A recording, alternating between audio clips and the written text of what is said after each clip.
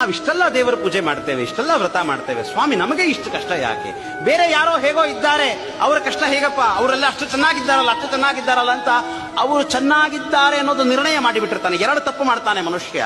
ಒಂದು, ಇನ್ನೊಬ್ಬರು ಚೆನ್ನಾಗಿದ್ದಾರೆ ಅಂತ ನಿರ್ಣಯ ಮಾಡಿರ್ತಾನೆ.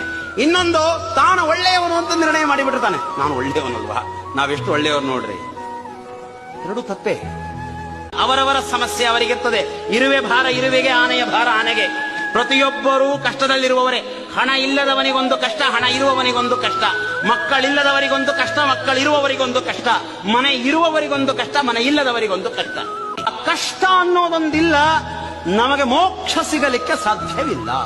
ಒಂದೊಂದು ಕಷ್ಟ ನಮಗೆ ಬಂದಾಗ, ನಮ್ಮ ಹತ್ತಿರ ಬಂದಾಗ, ನಮ್ಮ ಒಳಗಿರುವ ಒಂದು ಸದ್ಗುಣವನ್ನು ನಮಗೆ ತೋರಿಸಿಕೊಟ್ಟು ಹೋಗಿಬಿಡುತ್ತದೆ. ಓ, ನಾನಿನ್ನ ಸಿಟ್ಟಿಗೆ ಬರಬಾರದು. ನಂದಿಷ್ಟೆಲ್ಲ ಕಷ್ಟಕ್ಕೇನು ಕಾರಣ? ನನ್ನ ಸಿಟ್ಟು. ನಾನು ಬಿಡಬೇಕದು. ಇಷ್ಟೆಲ್ಲ ಕಷ್ಟಕ್ಕೇನು ಕಾರಣ? ನನ್ನ ಕಾಮ. ಬಿಡಬೇಕದು. ಇಷ್ಟೆಲ್ಲ ಕಷ್ಟಕ್ಕೇನು ಕಾರಣ? ನನ್ನ ಲೋಭ. ಬಿಡಬೇಕದು. ಇಷ್ಟೆಲ್ಲ ಕಷ್ಟಕ್ಕೇನು ಕಾರಣ ಅಂತ ನಾವು ಹುಡುಕ್ತಾ ಕೂಡ್ತೇವೆ.